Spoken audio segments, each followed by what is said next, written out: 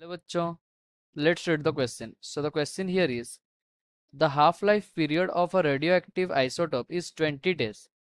Calculate the time taken, that is 7 upon 8th of its original mass to disintegrate. Okay, तो question क्या पूछ रहा है? हमारा हाफ लाइफ पीरियड दिया गया है 20 डेज और हमें बताना है 7 upon 8 of the original mass disintegrate होने में कितना टाइम लगेगा. So the key concept of question here is, we know that हमारा जो फॉर्मूला होता है that is n upon n naught is equals to 1 upon 2 to the power n.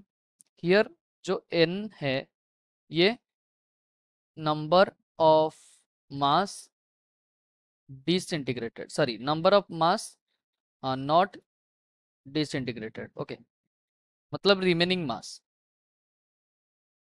Not disintegrated. Okay, और जो एन नॉट है ये initial mass.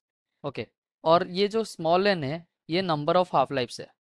Number of half lifes that is equals to number of half life, that is the total time upon t half.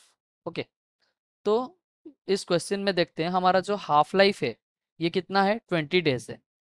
Half life that is t half is equals to 20 days.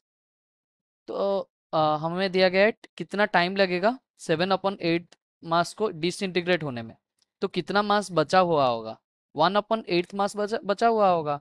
Okay, so this will be equals to 1 upon 2 to the power n.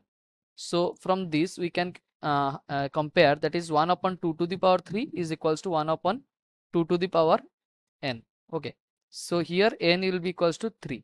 So number of half lives हमारा कितना आ गया, 3 आ गया.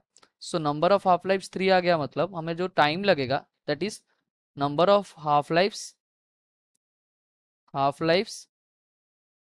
multiplied with t half, that is equals to 3 into t half कितना दिया गया है 20 days.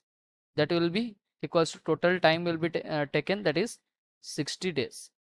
So 60 days is our required answer. I hope so you understood it well. Best of luck. Thank you.